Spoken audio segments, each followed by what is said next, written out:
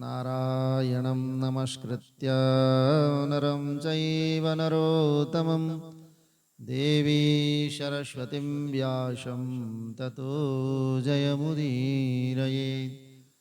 व्यासाय विष्णुरूपाय सुगतातं तपोनिधिं नमो वै ब्रह्मनिधये वासिष्ठाय नमो नमः।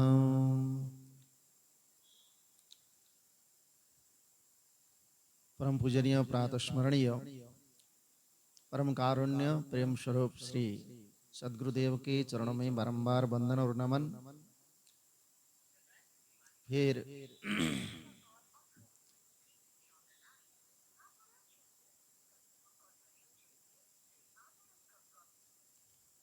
उसमें श्री पशुपतिनाथ एवं श्री भगवान भूतेश्वर को स्मरण करते हुए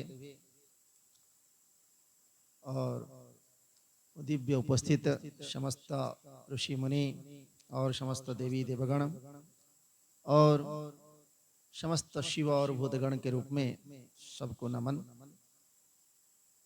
दिव्य आत्मस्वरूप उपस्थित समस्त भगवत प्रेमी सत्संग प्रेमी सज्जन भक्तिमयी मातृशक्ति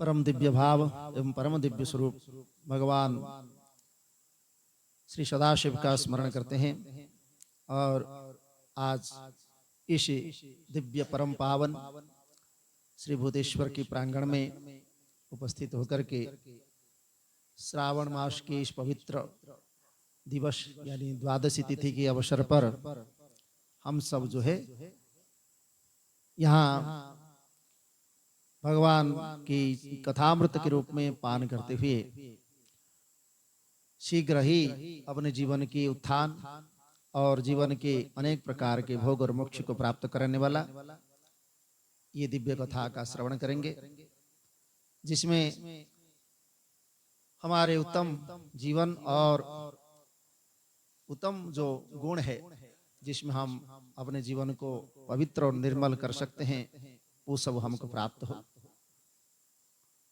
तो यहाँ हमारे भले ही जीवन में हम कितने भी हमारा पिछड़ गए हों या हमारे जीवन में हम कुछ करने में असमर्थ हो तो भी कहते हैं कि मुकम करोति वाचालम पंगुम लंघयते गिरिम। तो भगवान की कृपा हो गया तो असंभव भी संभव हो सकता है। तो इसलिए अगर उनके कृपा के पात्र हम बनना चाहते हैं तो यथोचित यानी जैसे हमारा मन है जैसे हमारे जीवन है उसी को ही भगवान के शरण में ले जाना है। तो उसी कथाक्रम में हमारा जीवन का परम ध्येय के रूप में जो शाश्वत चरित्र है उन चरित्रों से हम कुछ ना कुछ शिक्षा अवश्य प्राप्त करते हैं।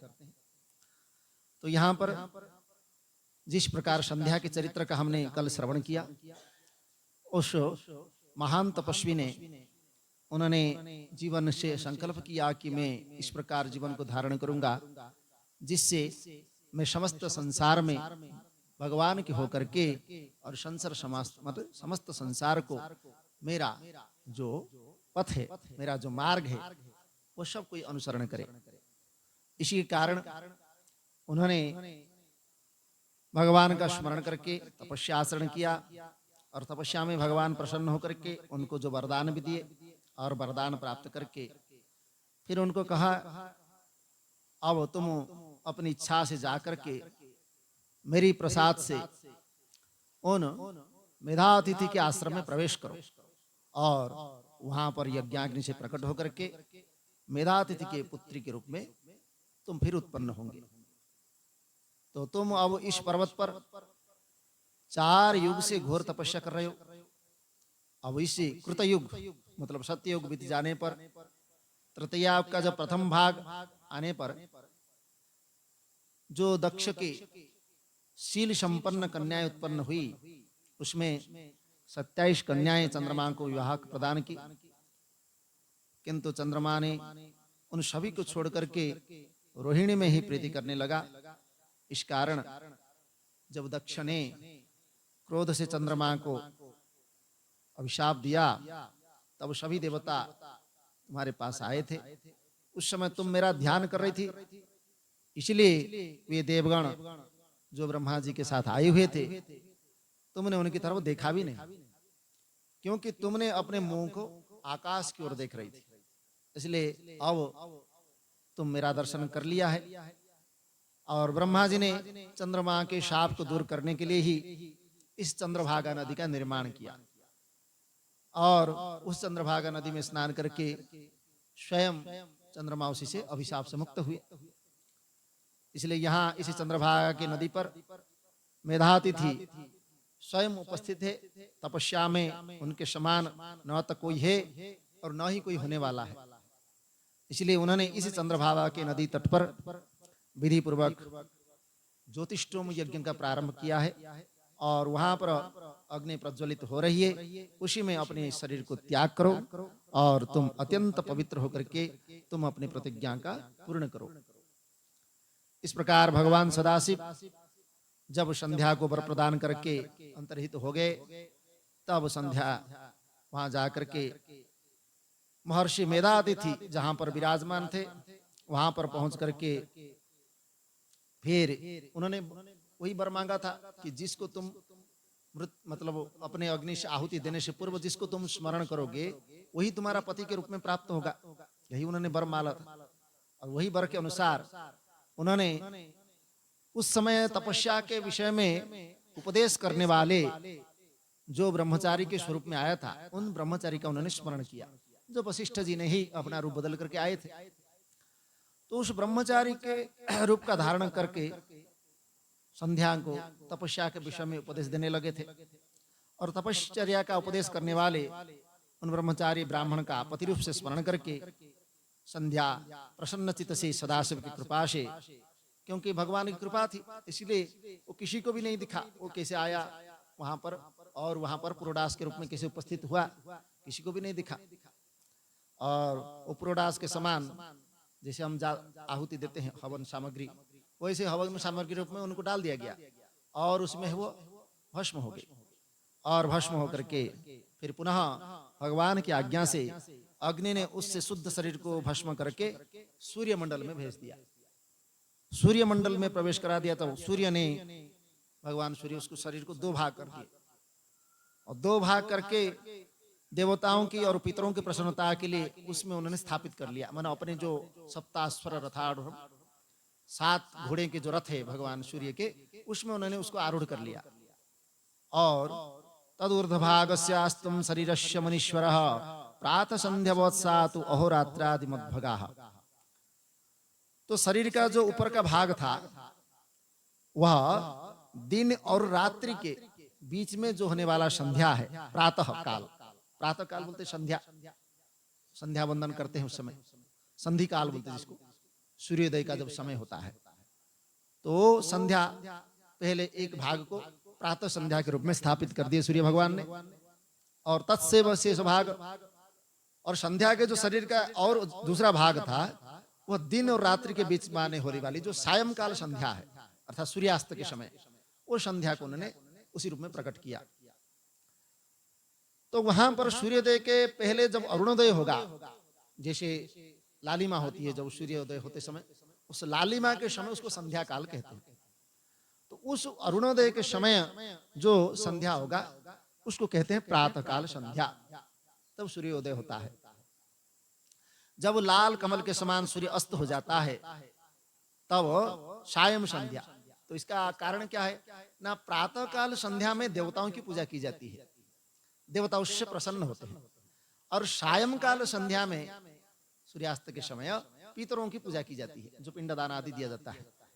तो इसलिए सायं संध्या का पितरों की उनकी मतलब प्रसन्न के लिए, और प्रातः संध्या का देवताओं के लिए होता है। इसलिए यहाँ वो दोनों ही शरीरधारियों के दिव्य शरीर से निर्मित किया। तो यहाँ शरीर तो संध्या के 2 भाग हो गए, परंतु जब मेधातिथि की यज्ञ समाप्त हो रहा था तब उन्हें देदीप्यमान सुवर्ण के समान कांति वाली वह कन्या यज्ञाग्नि से, उस यज्ञ की अग्नि से प्राप्त हुई, मतलब दूसरा ही शरीर फिर प्राप्त हुआ। और महामुनि मेधातिथि ने यज्ञ से प्राप्त हुई उस कन्या को बड़ी प्रसन्नता से ग्रहण किए और उसे स्नान कराकर अपने ही गोद में बिठाए।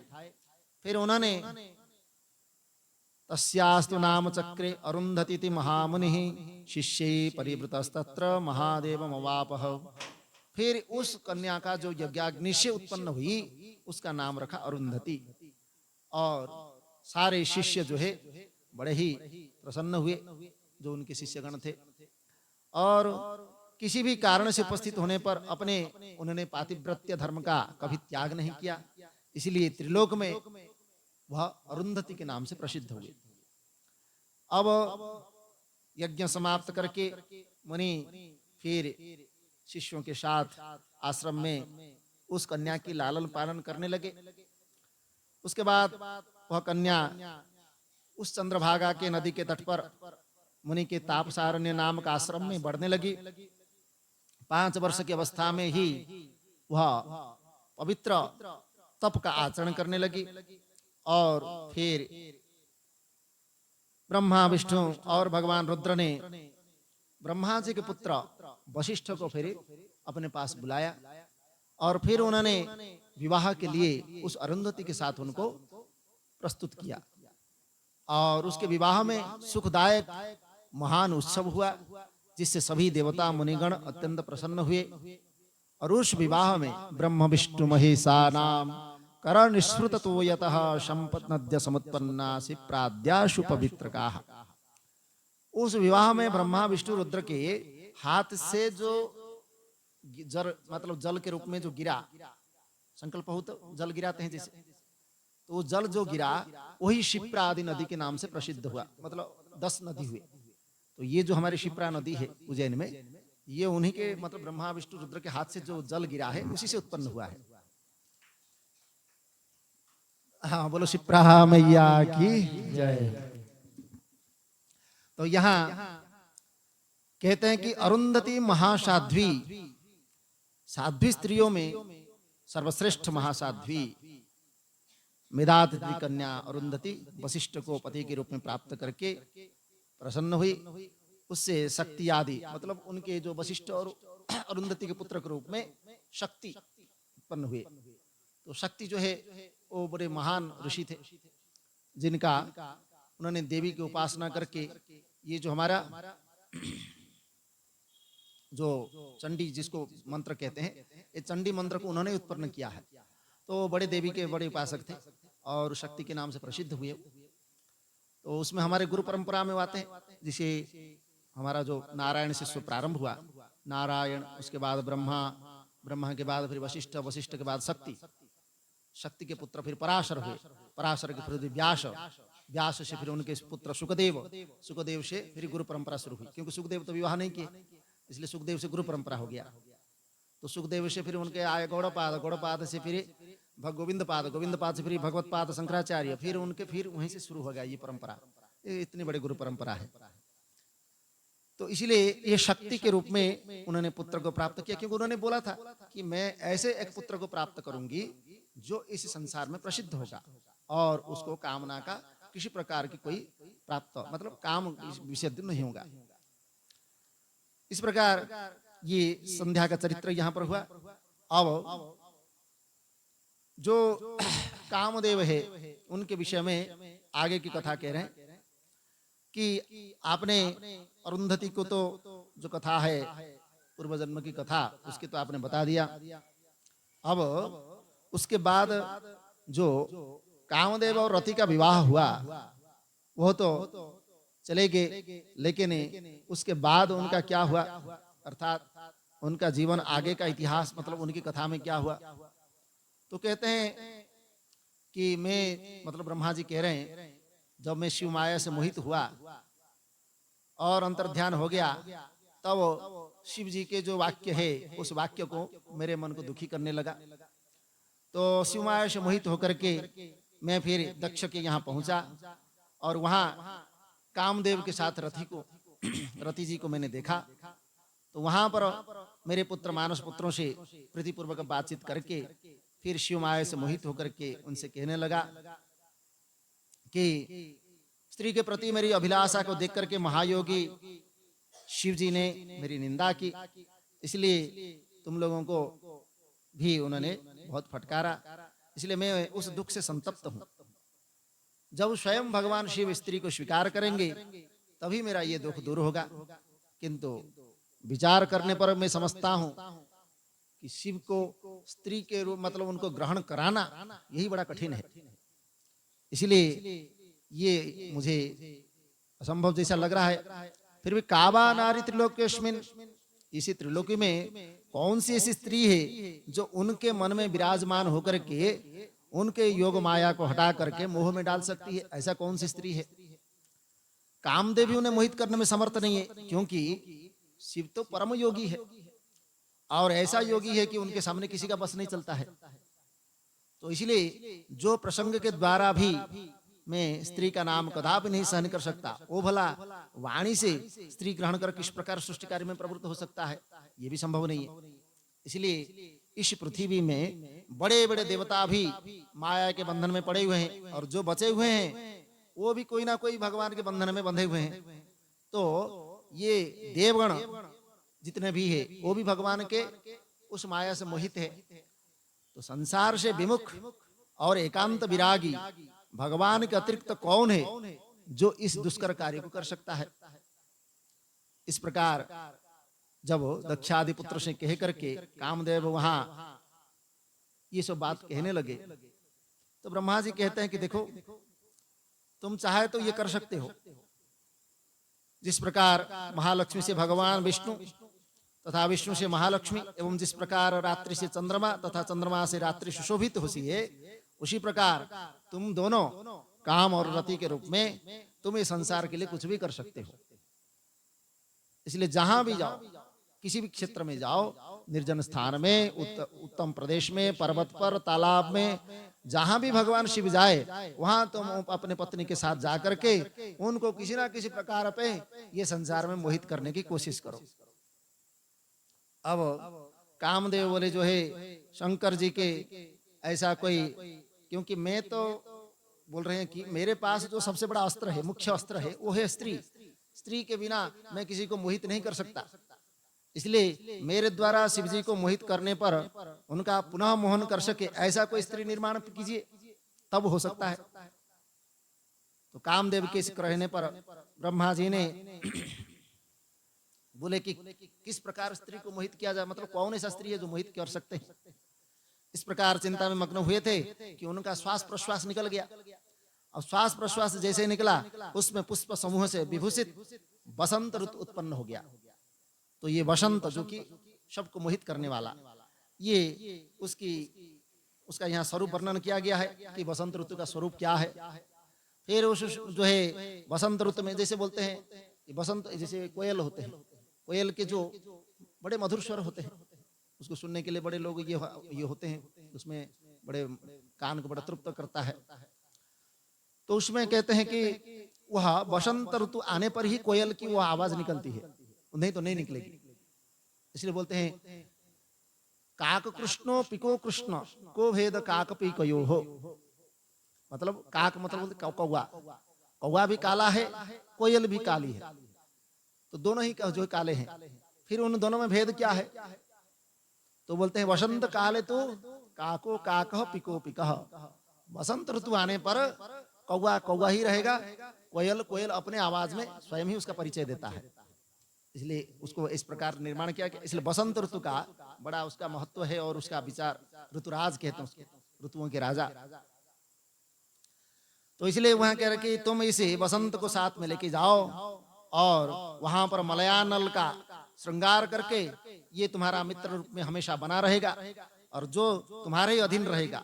जिस प्रकार तुम्हारे मित्र रहते हैं उसी प्रकार ये 64 कलाएं रति के साथ सुरहुद होकर के रहेगी।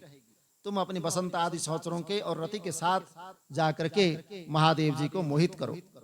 इस प्रकार कामदेव तो जाते हैं, लेकिन जा करके वह निराश ही होते हैं, उनको फिर मोहित करना संभव नहीं है। तो कहते हैं जब वो बसंत के साथ काम के समस्त प्रयत्न निष्फल हो गया, तब अहंकार रहित होकर के, मतलब उनका गर्व था कामदेव को मैं तो पराजित कर दूंगा, लेकिन वहां वो कुछ नहीं कर पाए। और लौट करके अपने स्थान पर चले गए। फिर ब्रह्मा जी से कहते हैं, देखो भाई, मैं मतलब अपने उनके ही मानस पुत्र हो, तो इसलिए कहते हैं कि मैं तो इस प्रकार नहीं कर सकता हूँ कि ये बड़ा काम मुझे कठिन लग रहा है। जब शिव जी स्वयं होकर के समाधि लगा करके बैठे हुए थे, तब मैं मोहित करने वाली वेगवान सुगंधयुक्त शीतल वायु से त्रिनेत्र महादेव रुद्र को विचलित करने लगा, लेकिन ये सब कुछ उनके सामने विफल हुआ। इसीलिए कहते हैं, जब वे मेरू पर्वत पर और नागकेश पर्वत गए, वहां भी मैं गया, कैलाश पर्वत पर भी गए, तब भी वहां मैं उनके पीछे गया, लेकिन वह समाधि से युक्त हो गए। और मैंने उनके सामने 2 चक्र रचे, वो चक्र से उनको कटाक्ष करके किसी प्रकार उनको प्रेरित किया, लेकिन भगवान नीलकंठ नाना प्रकार के उनके सामने भाव उत्पन्न किए, लेकिन कुछ नहीं फर्क पड़ा उनको। और इस बसंत ने श्रेष्ठ चंपक, केसर और कटहल, गुलाब, नाग केसर, पन्नाग, जो भी बसंत ऋतु में जितने फूल होते हैं, उन सब का उनके जो सुगंध होते हैं, उनके जो हवा मलय हवा पवन होते हैं, जैसे चंदन का, चंदन जब वो वृक्ष होते हैं, जहाँ चंदन जो है वन उपवन होते हैं, उसमें जब वो हवा चलती है तो उसमें एक सुगंध आता है और सुगंध में मन मोहित हो जाता है। तो ऐसे ही उन्होंने उस बसंत ऋतु में उस मलय पवन का भी विराजमान किया, लेकिन फिर भी उसमें किसी प्रकार की कोई उनको विचलित नहीं कर सके। फिर तस्य तक्य समाधिस्तु क्षणम नो दृष्टिगोचरे शक्नुयाम वदुम स्थातुम तम रुद्रम को विमोहेत। समाधि से उठने पर भी हम लोग उनकी दृष्टि के सामने क्षण भी मतलब टिक नहीं रह सकते। मतलब अगर वो हमको देख लिए उनके सामने, तो फिर हमारा जो है सत्यानाश होने वाला है। इसीलिए उन रुद्र को कौन मोहित कर सकता है। और जलती हुई अग्नि के समान प्रकाश नेत्र वाले जटा धारण करने से महाविकराल उन कैलाश पर्वतवासी भगवान शिव को देख करके सामने कौन खड़ा हो सकता है।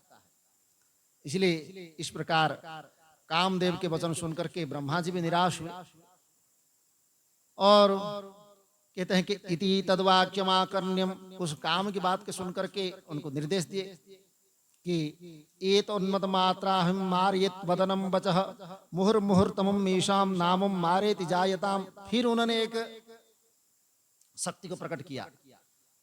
तो वो कहते हैं कि ये जो उत्पन्न होते ही, मतलब जैसे ही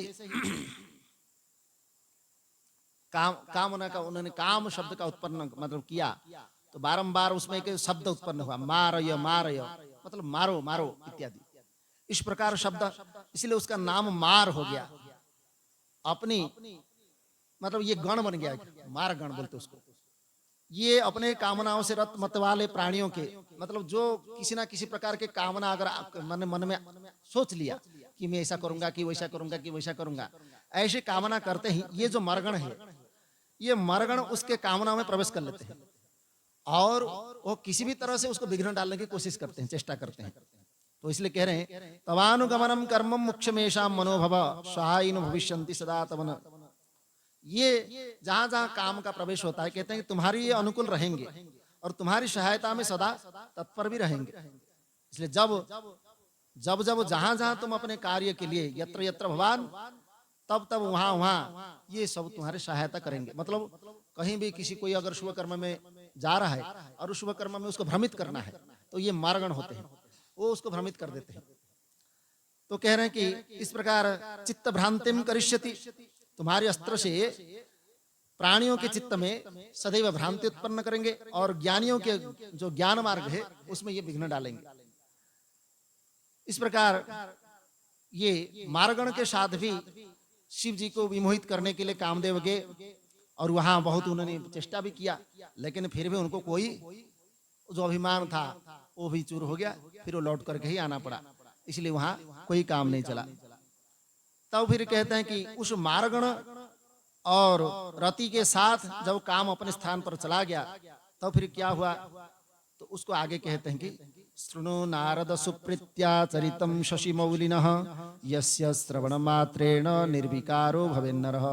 आगे जो भगवान का लीला चरित्र है उसको श्रवण करा रहे हैं कि वहां तो कामदेव तो भगवान के सामने फेल हो गए और उनके जितने भी ब्रह्मा जी ने उत्पन्न किए बसंत और मारगण आदि, वो भी सो उनके सामने कुछ नहीं चला। तो फिर वहां कह रहे हैं कि मैंने अनेक प्रकार से विचार किया कि वह निर्विकार जितात्मा योग परायण भगवान शिव कैसा स्त्री को ग्रहण कर सकते हैं। और अपने मन में सोच सोच करके ब्रह्मा जब थक गए तो उन्होंने अपने ही जो प्रणकर्ता अर्थात जन्मदाता भगवान विष्णु के स्मरण किए। तो उन्होंने आगे कह रहे हैं कि तम दृष्ट्वा तादृशम मोहम अस्तवम पुनः प्रेमना। जो भगवान का उन्होंने स्तुति किया तो भगवान प्रकट हुए। अब कहते हैं कि अपने भक्तों को दुख को दूर करने वाले भगवान विष्णु प्रसन्न होकर के ब्रह्मा जी से कहते हैं कि आपने आज किस लिए मेरा स्मरण किया, कौन सा ऐसा महान दुख हो गया जो तुम दुख अपने विनाश नहीं कर सके। तो भगवान के वचनों को सुनकर के ब्रह्मा जी कहते हैं कि मैं भगवान रुद्र को सम्मोहन करने के लिए मारगण बसंत के साथ कामदेव को भेजा था, लेकिन उन्होंने अनेक उपाय किए, कुछ नहीं हुआ। और मेरे ये वचन सुनकर के शिव तत्व के ज्ञाता भगवान श्रीहरि कहते हैं कि अपनी सुबुद्धि से सब विचार कर मुझसे सत्य सत्य बोलो, तब मैं आपको कुछ बता सकता हूं। तो ब्रह्मा जी कहते हैं कि जिसमें धर्म मेरे वक्षस्थल से, काम मेरे मन से, अन्य पुत्र मेरे शरीर से उत्पन्न हुए, उस कन्या को देख करके मैं मोहित हुआ। मैंने आपकी माया से मोहित होकर जब उसमें कुदृष्टि से देखा तो महादेव जी ने मेरी पुत्रों की निंदा की। उन्होंने स्वयं श्रेष्ठता जो है ज्ञानी योगी जितेंद्रिय भोग रहित मुझ ब्रह्मा को और मेरे पुत्रों को धिक्कार किया। इसलिए यदि वे पत्नी ग्रहण कर लें तो मैं सुखी हो जाऊंगा। इस प्रकार ब्रह्मा जी कहते हैं। तो भगवान विष्णु कहते हैं कि वेद का वक्ता तथा समस्त लोगों के कर्ता होकर के भी इस प्रकार आपने दुर्बुद्धि युक्त महामूर्ख कैसे हो गए। क्योंकि किसी प्रकार की किसी ईर्ष्या या किसी कारणवशात या किसी से कुछ जिसको क्या बोलते हैं बदला लेना, इस प्रकार की इच्छा से अगर किसी कर्म में प्रयुक्त होते हैं तो उसको अच्छी बुद्धि नहीं कही जा सकती। अच्छी बुद्धि तो वो है कि हम अगर कोई हमको कोई कुछ कह दे या कुछ ये कर दे, क्योंकि कोई कुछ कहने से हमारा कुछ होने वाला है नहीं। कोई अगर हमको मूर्ख कह दे तो हम मूर्ख भी नहीं हो सकते हैं, कोई हमको पंडित कह दे तो हम पंडित भी नहीं बन सकते। हम जैसे हैं वैसे ही है, लेकिन हमारा अहंकार है इसी शरीर को लेकर के। तो शरीर का रूप को देख करके हम अहंकार कर लेते हैं कि ये व्यक्ति जो है मुझे मूर्ख कैसे कह दिया, जबकि हम मूर्ख है ही नहीं, लेकिन हमने ही प्रमाणित कर दिया कि मैं मूर्ख हूं बोल के। उसकी बात को सुनकर नारायण देव की। अरे दूसरे मूर्ख कह दिया तो हम कैसे मूर्ख हो गए, लेकिन हम ऐसे ही मान लेते हैं अपने आप को, अब मूर्ख क्यों कह दिया आपने। तो इसलिए जीवन में ऐसा नहीं होता है कि हम किसी प्रकार जड़ बुद्धि को लेकर के किसी दूसरे के विषय में और कुछ निंदा, ईर्ष्या या घृणा या उसका बदला आदि लेने की कोशिश करें, तो इसको अच्छी बुद्धि नहीं कही जा सकती। अच्छी बुद्धि वह है कि हम भले ही दूसरे के बात को सुन ले, तो हमको अगर प्रयोजन है तो उसको सुन लिया, नहीं प्रयोजन है तो उसको वहीं त्याग दिया। उस किसी को सुनने की आवश्यकता ही नहीं, हर बात को, हर चीज को सुनने की आवश्यकता ही नहीं। हमारे लिए जो आवश्यकता है उसी को ही सुनना चाहिए। अब फिर अगर कुछ ने हमको कुछ वचन कह दिया, अब कहते हैं मेरे स्वाभिमान को ठेस पहुंचा। अरे स्वाभिमान तो ठीक है, उसको अगर कोई धर्म के विरुद्ध कोई वचन कहा या प्रभु के परमात्मा के विरुद्ध कोई वचन कहा, तब तो वहां पर हमको उसका उत्तर देना चाहिए। लेकिन व्यर्थ ही उसने बात का उच्चारण किया, व्यर्थ ही कथा जो विषय का उच्चारण किया, तो उससे हमारा कोई मतलब ही नहीं। तो इसलिए उसको बात को ज्यादा ध्यान देने की आवश्यकता नहीं। तो इसलिए कह रहे जहां हमारा कहने की आवश्यकता हो, निर्णय करने की आवश्यकता हो, वहां तो अवश्य करना चाहिए। जहां पर कुछ आवश्यकता ही नहीं है तो उस बात को अवश्य त्याग देना चाहिए। यही बुद्धिमत्ता है। तो कहते हैं कि आपने इस प्रकार मंद बुद्धि से कैसे आपने विचार किया कि भगवान महादेव को आप जो है पराजित करने की कोशिश कर रहे हैं। आप उन परेश रुद्र को अपना पुत्र समझते हैं, क्योंकि उनके भ्रुकुटी से उत्पन्न हुए थे। जब भगवान शिव ने उनके ऊपर कृपा की और अपने हृदय से शक्ति को जात करके ब्रह्मा जी को बोला कि आप इसका उत्पन्न करो, तो भ्रुकुटी से उन्होंने उत्पन्न किया, जिसको हम रुद्र कहते हैं। भगवान शिव के ही एक स्वरूप है रुद्र। तो कहते हैं कि उस समय आपकी सुबुद्धि नष्ट हो गई और आप में कुमति उत्पन्न हो गई, जो आप भगवान शंकर को सामान्य देवता समझ करके उनको साथ द्रोह कर रहे हैं आप। इसलिए वेदों में वर्णित किया गया है कि जो कल्याणकारक तत्व सिद्धांत कहा गया है उसी को ही आप सुनिए, उसी में सद्बुद्धि रखिए। इसलिए शिव सर्वस्वकर्ता ही भर्ता हर्ता परात्पर परब्रह्म परेशश्च निर्गुणो नित्य एव च। भगवान शिव ही समस्त सृष्टि के कर्ता भर्ता हर्ता परात्पर परब्रह्म परेश निर्गुण नित्य अनिर्देश्य निर्विकार परमात्मा अद्वैत अच्युत अनंत शवकांत करने वाले स्वामी व्यापक परमेश्वर सृष्टि पालन संहार करने वाले सत्व रजव तम इन तीनों गुणों के युक्त और सर्वव्यापी ब्रह्मा विष्णु महेश्वर नाम को धारण करने वाले, माया से भिन्न इच्छा रहित अपने से आनंदित रहने वाले, निर्विकल्प अपने ही श्रवण करने वाले। मतलब क्या उनकी उपमा गाएंगे, जितना उपमा कहेंगे उसके उनके सामने तो उनकी महिमा गा ही नहीं सकते। तो ऐसे जो स्वामी है उनको तो आप पुत्र मानते हैं रुद्र के रूप में। तो शिव हमारे पुत्र है, इस प्रकार का अज्ञान छोड़ दीजिए कि आपका पुत्र है, वो आप कह नहीं सकते, क्योंकि वही शक्ति आपको प्राप्त हुआ जो उन्हीं के शक्ति में वो प्रकट किए है, वही रुद्र के रूप में आपके समान ही है। इसलिए ये मत सोचिए कि मेरा पुत्र है तो मैं उसको कुछ भी कर दूंगा, ये संभव नहीं कि साधारण देव के रूप में आप उसको मत लीजिए। आप अपनी इच्छा से हृदय में धारण कर शिव जी का स्मरण करते हुए कठोर तप कीजिए और भगवती शिवा का ध्यान कीजिए। जब देवेश्वरी प्रसन्न हो गई, क्योंकि भगवान शिव को स्वयं शिवा देवी उमा ही प्रसन्न कर सकती है, दूसरा उनको कोई प्रसन्न नहीं कर सकता है। इसलिए यदि शिवा सगुण रूप से अवतार लेकर के किसी मनुष्य की कन्या बने तो निश्चय ही भगवान शिव की पत्नी बन सकती है, दूसरा उनका कोई पत्नी नहीं बन सकती है। इसलिए आप इस कार्य के लिए दक्ष को आज्ञा दीजिए, स्वयं भक्ति तत्पर होकर के भगवान के शिव स्वरूप हमारे भगवती का आप तप आचरण करें। तो ब्रह्मा जी कहते हैं कि आपने प्रभु शिव जी का स्मरण किया और उसके बाद उनकी कृपा से ज्ञान प्राप्त करके आप मुझे इस प्रकार उत्तर दिए। तब यह पूर्व काल में शिव जी की इच्छा से ही हम दोनों उत्पन्न हुए थे और हमारे प्रार्थना करने पर भगवान शिव ने जो वचन कहा था उसको भी आप स्मरण करें।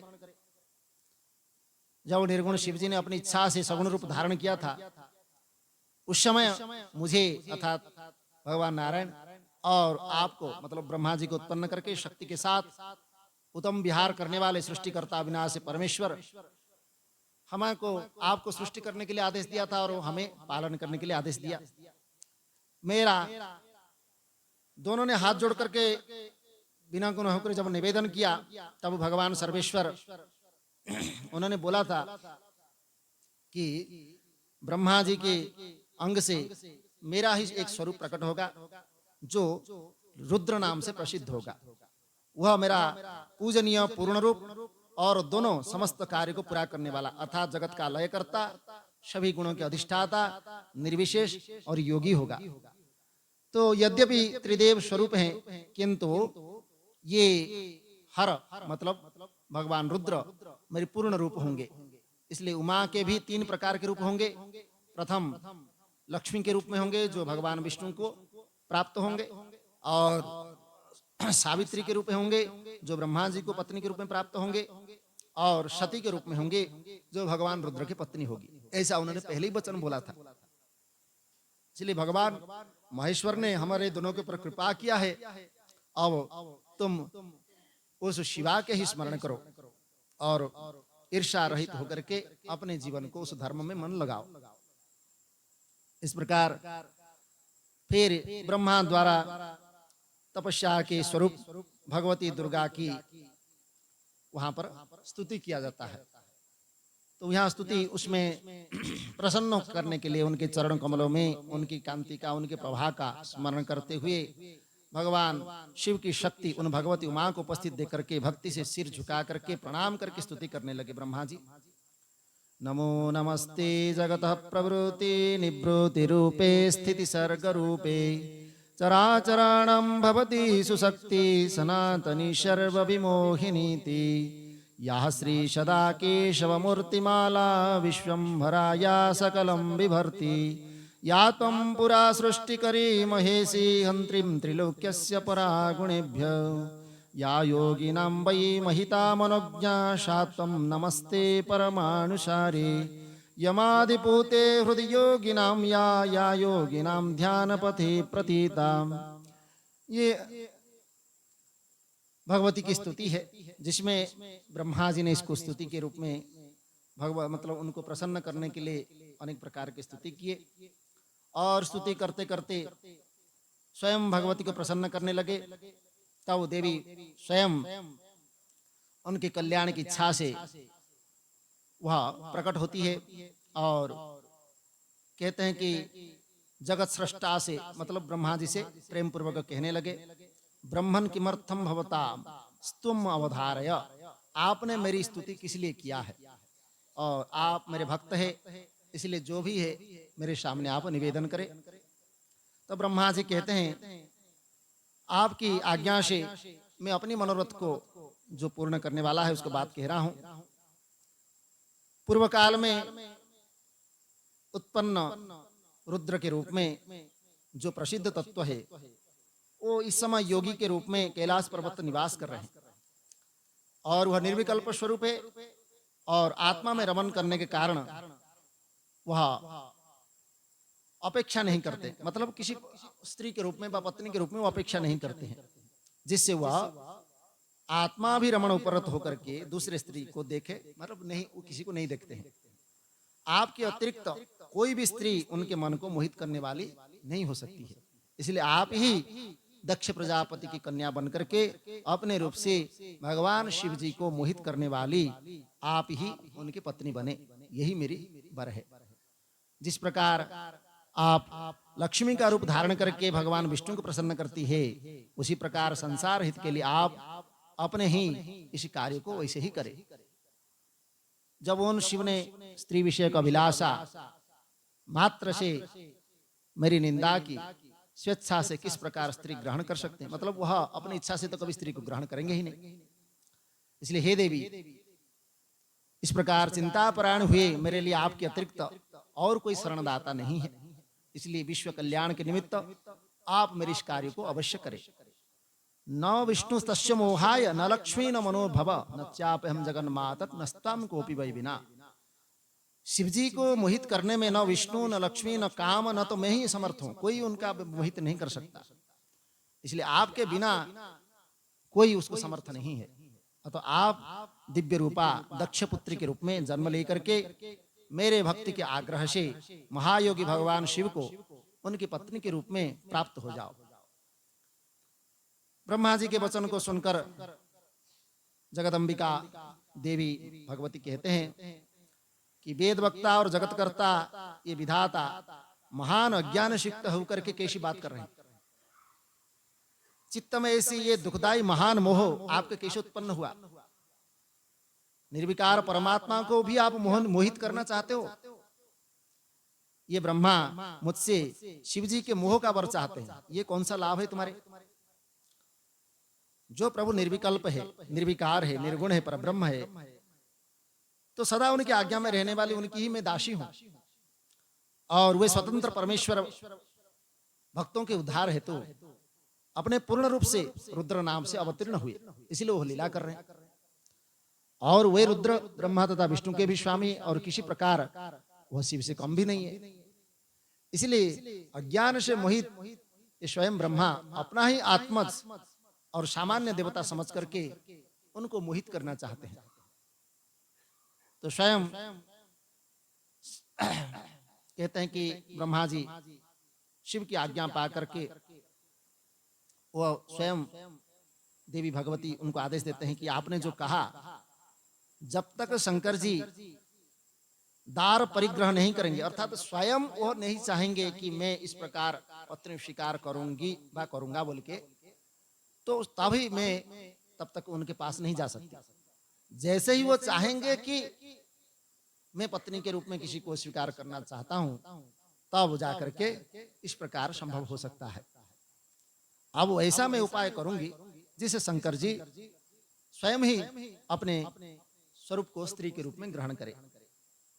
जिस प्रकार वे भी वशवर्ती बने और जैसे लक्ष्मी जी जो है भगवान विष्णु के मतलब रूप में उनको जैसे स्वीकार किए, वैसे ही दक्ष के पत्नी के गर्भ से सती रूप से जन्म लेकर के अपने ही लीला के द्वारा मैं शिव जी को प्राप्त करूंगी।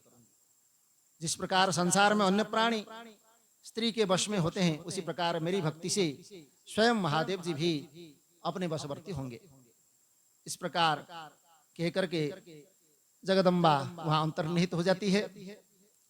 उसके बाद यहाँ फिर दक्ष प्रजापति तपस्या करने के लिए, जैसे ब्रह्मा जी ने आज्ञा दिया था, तो उसके बाद आगे कह रहे हैं, अब आप बताइए कि व्रत में दृढ़ता रखने वाले दक्ष ने तप करके देवी से कौन सा वर प्राप्त किया, क्योंकि उनको भी तप करने के लिए आदेश दिया गया था।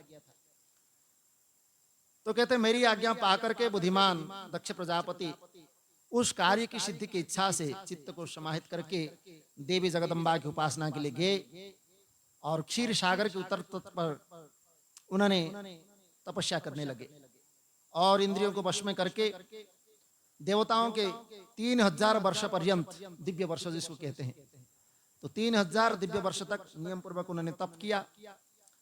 तो वह जगन्मयी शिवा का ध्यान करते हुए दक्ष प्रजापति ने कुछ दिन पत्ते खा करके, कुछ दिन जल पी करके, कुछ दिन निराहार रख करके, कुछ दिन वायु पी करके, इस प्रकार भगवती के ध्यान में संलग्न होकर के बहुत समय पर्यंत तपस्या करते रहे। फिर देवी की आराधना करते करते, स्वयं जगदम्बा की पूजा करते करते स्वयं शिवा प्रत्यक्ष रूप में प्रकट हुई। तब दक्ष प्रजापति ने जगदम्बा को अपने सामने देख करके कृतकृत्य हुआ और सिंह पर सवार, कृष्ण वर्ण वाली, सुंदर मुख वाली, 4 भुजा वाली और अभय मुद्रा, नील कमल तथा सुंदर सुंदर बाल युक्त जगदात्री कालिका को प्रणाम करके दक्ष प्रजापति ने स्तुति की। तो वहां स्तुति करके फिर भगवती से बोले कि आप मेरे लिए प्रसन्न हो। तब देवी बोली, मैं आपकी इसी भक्ति से बहुत प्रसन्न हूं, इसलिए जब प्रसन्न हूं तो आपके लिए कोई भी वर देने के लिए मैं प्रस्तुत हूं। तब दक्ष कहते हैं, यदि आप वर देना चाहती है तो मेरे वचनों को आप सुनो। जो मेरे स्वामी शिव है वे रुद्र नाम से ब्रह्मा के पुत्र रूप में अवतरित हुए हैं, वही परमात्मा के पूर्ण अवतार है, परंतु अब तक आपका अवतार नहीं हुआ है, इसलिए आपके अतिरिक्त उनकी पत्नी कोई दूसरा नहीं हो सकती। अतः आप पृथ्वी पर अवतरित होकर के उनके पत्नी के रूप में उनको स्वीकार करें और आपके व्यतिरिक्त और दूसरा कोई नहीं हो सकता, इसलिए आप इस समय मेरी कन्या के रूप में जन्म लेकर के आप शिव पत्नी बने। इस प्रकार उत्तम लीला करके आप शिव जी को मोहित में करें, मेरा यही वर है। और आपके सामने जो मेरे अभिष्ट था मैंने कह दिया। अब देवी बोली कि हे दक्ष, मेरी बात आप सुनो, मैं आपके भक्ति से अत्यंत प्रसन्न हूं, इसलिए आपके पुत्री तो बनूंगी, इसमें कोई संदेह नहीं, और आपके भक्ति में मैं वशीभूत हूं। अत्यंत कठोर तप करके ऐसा प्रयत्न करूंगी जब मैं कन्या के रूप में जन्म लूंगी, जिससे भगवान शिव वर को मतलब उनके वर के रूप में उनको प्राप्त करूं और मैं उनकी पत्नी बन जाऊं। और मैं तो प्रत्येक जन्म में उनकी प्रिय दासी हूं। अनेक प्रकार के रूप धारण करने वाले सदाशिव मेरे स्वामी है, क्योंकि भगवान तो स्वयं कहते मम माया, मेरी माया का अनेक रूप है, किसी भी रूप में वो प्राप्त हो सकते हैं। इसलिए कहते गच्छ श्रवणम तातः, आप घर जाइए, मैं अपनी दूसरी भी बात बता देता हूँ। मतलब मैं तुम्हारे कन्या के रूप में तो जन्म लूंगी, लेकिन दूसरी भी बात बता देता हूँ कि कुछ ही दिन में आपकी कन्या बनकर मैं शीघ्र ही शिव की पत्नी बनूंगी। और एक प्रतिज्ञा मेरे मन में सदैव रखना, मतलब मैं एक प्रतिज्ञा तुमको करती हूँ, उसको सदैव रखना। मैं उस प्रतिज्ञा की तुम्हें सुना भी देती हूँ। यदि आपने कभी मेरा अनादर किया या मेरी तिरस्कार किया तो मैं अपना शरीर त्याग दूंगी, ये सत्य है। इसलिए मैं सर्वथा स्वतंत्र हूं और स्वतंत्र रूप से मैं दूसरा शरीर भी धारण कर सकती हूँ। मैं प्रत्येक सर्ग में आपकी कन्या बनकर के शिव जी की पत्नी बनूंगी, लेकिन ये आपको मैंने वरदान प्रदान किया है। इस प्रकार दक्ष प्रजापति से कहकर के स्वयं भगवती अंतर्ध्यान हो गई। अब नारद जी पूछते हैं कि दक्ष प्रजापति के घर चले जाने के बाद फिर क्या हुआ? तो कहते हैं कि दक्ष प्रजापति ने अपने घर में जाकर के बहुत सारे मानसी सृष्टि की, किंतु उस प्रजा सृष्टि को बढ़ता हुआ न देख करके दक्ष अपने पिता ब्रह्मा जी से कहने लगे कि मेरे द्वारा बनाई गई प्रजाएं बढ़ी नहीं रही। मैंने भली प्रकार से विचार करके देख लिया, जितने भी सृष्टि की वो आगे बढ़ा ही नहीं। किम करो मैं प्रजानाथ, मैं क्या करूं, ये मेरी किस प्रकार बढ़ेगी, मतलब सृष्टि आगे कैसे बढ़ेगी, कैसे उपाय बताइए। तो ब्रह्मा जी कहते हैं दक्ष प्रजापति तात शृणु मे परमं वच तत्कृष्य सुरश्रेष्ठ शिवस्ते शम करिष्यति। भगवान शंकर आपका कल्याण करेंगे। पंचजन प्रजापति की जो असिकनी नामक सुंदर पुत्री है उसे आप पत्नी रूप से ग्रहण करें। असिकनी को अभी तक आप पत्नी रहित होकर के धर्माचरण करते रहे, किंतु इस प्रकार की पत्नी में मैथुन धर्म से प्रबुद्ध होकर के जब आप सृष्टि करेंगे तब ये प्रजा अपने आप में बढ़ेगी। तो दक्ष प्रजापति ने प्रजा सृष्टि करने के लिए फिर उन्होंने उस बीरण की कन्या के साथ विवाह किया। अथ प्रजापति दक्ष ने अपनी पत्नी उस बीरणी के गर्भ से हर्यश्व नामक 10,000 पुत्र को उत्पन्न किया। फिर वही सभी पुत्र समान धर्म आचरण करने वाले, पिता की भक्ति में तत्पर रहने वाले और सदा वेद मार्ग का अनुसरण करने वाले थे। और सभी दक्ष पुत्र अपने पिता की आज्ञा का पाकर के सृष्टि के उद्देश्य से तपस्या हेतु पश्चिमी दिशा की ओर चले गए। वहां पर पवित्र नारायण सरोवर नाम का एक तीर्थ है, जहां दिव्य सिंधु नदी समुद्र का संगम हुआ है, जो आज हमारे कच्छ में है, नारायण सरोवर के नाम से प्रसिद्ध है, जहां आज भी लोग जाकर के दर्शन और स्नान करते हैं। तो उस तीर्थ के स्पर्श मात्र से उनकी बुद्धि अत्यंत निर्मल हो गई। मतलब वहां जो भी उस तीर्थ का स्पर्श करता है उसको वैराग्य उत्पन्न हो जाता है। तो उसका पाप दूर होते ही वे सभी परमहंस धर्म में स्थित हो गए, मतलब वह सब निवृत्त मार्ग में चले गए। उसके बाद दृढ़ चित्त वाले दक्ष पुत्र पिता की आज्ञा से फिर प्रजा बुद्धि के लिए तप करने लगे और सृष्टि वर्धन के लिए वह फिर सृष्टि का विस्तार करने के लिए उस काम में प्रवृत्त हुए। तब से कहते हैं जो उत्तम शास्त्र रूपी पिता के निवृत्ति पर वचनों को नहीं जानता, वह मात्र गुणों पर ही विश्वास रखने वाली सृष्टि का उपक्रम किस प्रकार हो सकता है। अर्थात अपने ही जो सृष्टि का निर्माण करता है उसी की बात को न मान करके तुमने अपने ही इच्छा से सृष्टि किया, ऐसे लोग कैसे होगा। इति निश्चित्य वे परम बुद्धिमान दक्ष पुत्र एकाग्र बुद्धि से विचार करके देवर्षि नारद की परिक्रमा करके उन्हें प्रणाम करके निवृत्ति मार्ग पर आयन हो गए। मतलब जो जितने भी उन्होंने पुत्र उत्पन्न किया सब नारद जी के जाकर के उपदेश सुने और वह सब निवृत्ति मार्ग में चले गए। तो कहते हैं कि नारदम तम मनः सौम्बलक्तनम न चरो मुनेः निर्विकार महेशान मनोवृत्ति करस्तदा। आप शिव के मन है और लोक में पर्यटन करते रहते, वो तो स्वयं ही गुणगान करते भगवान का और इधर उधर जो है तीनों लोगों में नारद जी घूमते ही रहते हैं। तो बोलते हैं कि आप निर्विकार रह करके शिव की चित्तवृत्ति के अनुसार रहते हैं। और बहुत काल बीतने पर मेरे पुत्र दक्ष प्रजापति नारद जी के द्वारा अपने पुत्रों को नाश को सुन करके बहुत संतप्त हुए।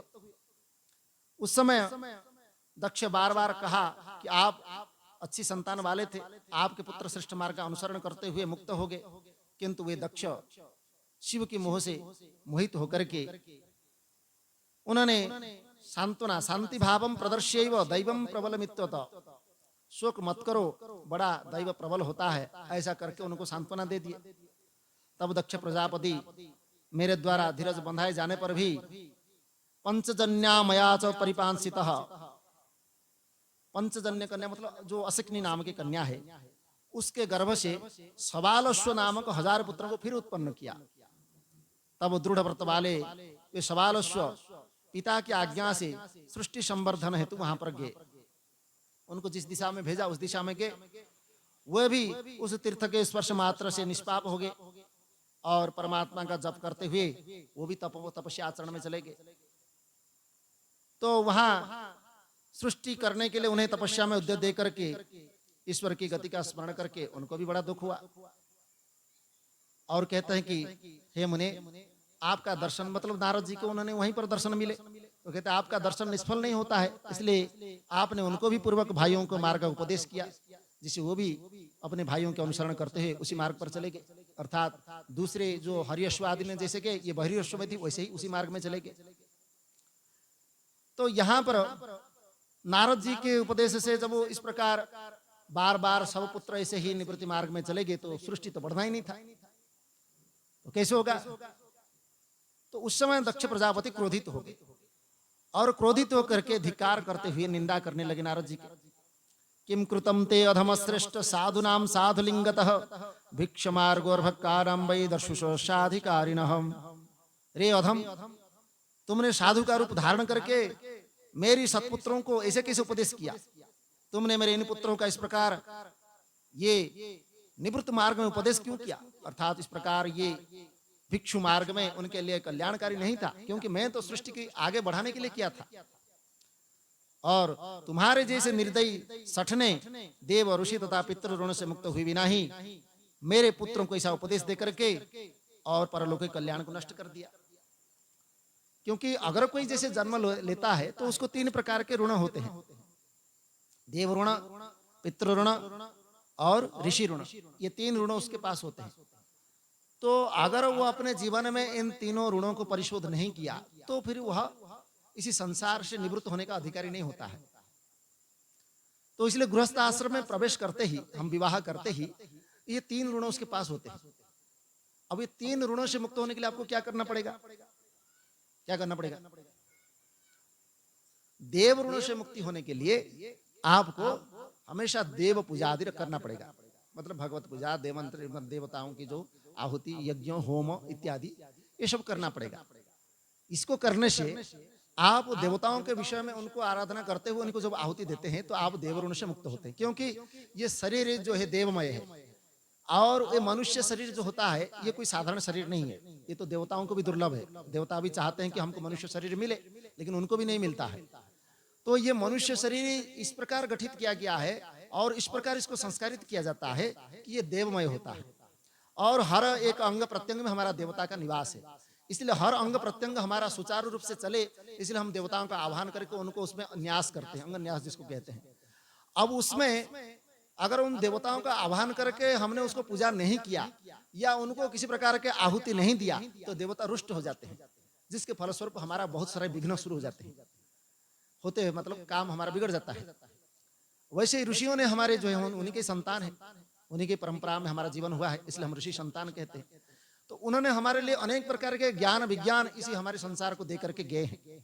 जो कुछ आज हम ज्ञान प्राप्त कर रहे हैं पुराण शास्त्र इत्यादि वेद माध्यम से, ये सब ऋषियों की देन है। उन्होंने मंत्र दृष्टा के रूप में उस वेदों को उन्होंने देखा और उसका मंत्र को उस मंत्र को स्मरण करके उसको चिंतन करके फिर उस मंत्र को उसे ही निर्माण कर दिया उन्होंने, और उस मंत्र का आज हम उच्चारण कर सकते हैं। वैसा हमारे पास शक्ति नहीं है कि उस मंत्र दृष्टा के रूप में हम कुछ कर सकते हैं, ऐसा भी नहीं। ऐसा कोई ग्रंथ भी लिख नहीं सकते हम कि ये जो इतना बड़ा ग्रंथ लिखा हुआ है, ये ग्रंथ भी हम कभी उसका देख भी नहीं सकते। आज उसको एक श्लोक भी हम पढ़ नहीं सकते, तो इतने 24,000 श्लोक लिखा गया है, कोई ऐसे छोटे मोटे काम तो है नहीं। वो भी जब अभी तो हम इसको देख करके भी लिख सकते हैं, लेकिन उस समय तो कुछ भी नहीं था, फिर भी इस ग्रंथ को लिखा गया। तो ऐसे ऋषियों के संतान हैं हम, उन ऋषियों का हम ऋणी है, और उन्होंने हमारे लिए अनेक प्रकार की संपत्ति छोड़ करके गए हैं। तो ये जो विद्या है ये हमको जब प्राप्त होता है तो उनको हम ऋणी होते हैं। तो गृहस्थ आश्रम प्रवृत्त करते ही हमको ये 2 चीजें कभी नहीं छोड़ना चाहिए। इसलिए हमारे वेद में कहा गया है स्वाध्याय प्रवचनाभ्याम न प्रमदितव्यम। स्वाध्याय और प्रवचन, प्रवचन मतलब ये जो शास्त्र वचन है इसको प्रकृष्टेन वचनेन अध्यम्यते विनियमते इति च तत्प्रवचनम। उत्तम वाणी के द्वारा, श्रेष्ठ वाणी के द्वारा जिसको विचार किया गया है और जिसको हम बार बार श्रवण करते हैं उसको कहते हैं प्रवचन। तो प्रवचन ऐसा नहीं कोई भी कुछ भी बोल दिया उसको प्रवचन नहीं कह सकते हैं। तो इसलिए उस प्रवचन को बार बार श्रवण करना और इसी प्रकार स्तुति और स्वाध्याय आदि करना, गीता पाठ, रामायण पाठ, भागवत का पाठ इत्यादि करना, ये होता है स्वाध्याय। तो ये स्वाध्याय प्रवचन को किए बिना आप ऋषि ऋण से मुक्त नहीं हो सकते। नारायण देव की इसलिए इसका करना ही चाहिए। अंत में पितृ ऋण आता है, ये पितृऋण जो है आपको गृहस्थ आश्रम में प्रवेश करके ही इसको करना पड़ता है। तो इसमें प्रजापत्य धर्म का पालन करना होता है। तो आप बिना संतान प्राप्त किए आप इस पितृऋण से मुक्त नहीं हो सकते, इसलिए संतान प्राप्ति करना आवश्यक। किंतु संतान प्राप्ति करना इतना ही नहीं, उसमें जो भी हमारा पितृ है, गोत्र के अनुसार, कुल के अनुसार जो भी हमारा पितृ है, उनको फिर तर्पण आदि करना होता है। और तर्पण उद्देश्य से 7 मतलब सप्तपुरुष हमारे तो जो अपने घर में अपने पिता का जो सप्तपुरुष है उसको भी देना पड़ता है, और हमारे माता के जो 7 पुरुष है नाना के घर में उनको भी देना पड़ता है। ऐसे सबका उसमें तर्पण करना होता है, ऐसा नहीं कि हम बस ऐसे ही हो। तो इसलिए जीवन में ये जो 3 ऋण है गृहस्थ आश्रम में प्रवेश करते ही हमको करना ही पड़ेगा, इसको हम छोड़ नहीं सकते। तब वो ऋण से मुक्त होंगे, तब ये संसार मार्ग से मुक्त होकर के हम निवृत्त मार्ग में जा सकते हैं। इसलिए हमारा जब वो संन्यास परंपरा में संन्यास देते समय तब ये अभिहित किया जाता है, मतलब उसको समस्त कर्म के रूप में उसमें किया जाता है, और करके फिर उस होम जिसको हम उस होम में उसको सब माने आहुति देते हुए उसको समस्त देवताओं को तृप्त करना होता है, फिर तर्पण किया जाता है, फिर श्राद्ध होता है, और श्राद्ध करके माने समस्त पितरों को पिंडदान दिया जाता है, फिर स्वयं अपना पिंडदान फिर दे करके फिर उसका उस पितृ परंपरा को फिर तोड़ देता है, तब जाकर को संन्यास लेने का अधिकारी होता है। ऐसा नहीं कि कोई भी जाकर के पहन लिया और सन्यासी बन गया, ऐसा नहीं होता है। तो इसलिए जीवन का एक नियम है, विधि है और उसका कारण है, फिर उसके अनुसार हमारे उस रास्ते में गति करना चाहिए, तब जीवन हमारा कल्याणमय होता है। तो इसीलिए कह रहे हैं कि तुमने निर्दयी है, सठ है, ऋषि पितृ ऋणों से मुक्त हुए बिना ही मेरे पुत्रों को उपदेश दे करके तुमने परलोक के कल्याण को नष्ट कर दिया। क्योंकि जो बिना तीनों ऋणों से मुक्त हुए ही माता पिता को छोड़ करके मोक्ष की इच्छा करता हुआ निवृत्ति मार्ग का अनुसरण करता है, वह नरकगामी होना पड़ता है उसको। बोले सच्चिदानंद भगवान की जय। तो ये आप बिना सोचे समझे ऐसे सन्यासी नहीं बन सकते हैं। तो इसलिए कहते हैं कि निर्दयस्तम स्वनिर्लजः सुदिदिम विद्यते पहा हरे पार्षद मध्य ही वृद्धाचरसि मूढ़धि। नारद जी को बड़ा कटु वचन कह रहे हैं दक्ष प्रजापति, तुम निर्दयी हो, अत्यंत निर्लज हो, बालकों को बहकाने के लिए यश को नष्ट करने वाले हो, तुम हरि के पार्षदों के बीच व्यर्थ ही विचरण कर रहे हो, इसलिए तुम हरि भक्त नहीं हो सकते हो। और मुहुर्मुहु तुमने बार बार मेरा अहित किया है, इसीलिए लोक में भ्रमण करते हुए तुम्हारा कहीं भी स्थिर नहीं रह सकते। मैं तुमको अभिशाप देता हूँ, तुम एक जगह पर कभी टिक ही नहीं सकते हो। बोल नारायण देव की जय। तो नारद जी इसलिए एक जगह पर रुकते ही नहीं, एक मतलब क्षण के लिए, 2 घड़ी के लिए रुकते हो। इस प्रकार की शिव जी की माया से मोहित होकर के दक्षिण के ईश्वर की इच्छा को नहीं समझा और सज्जनों के मान्य शोक संतप्त होकर के आपको शाप दे दिया, शाप को आपने ग्रहण कर लिया।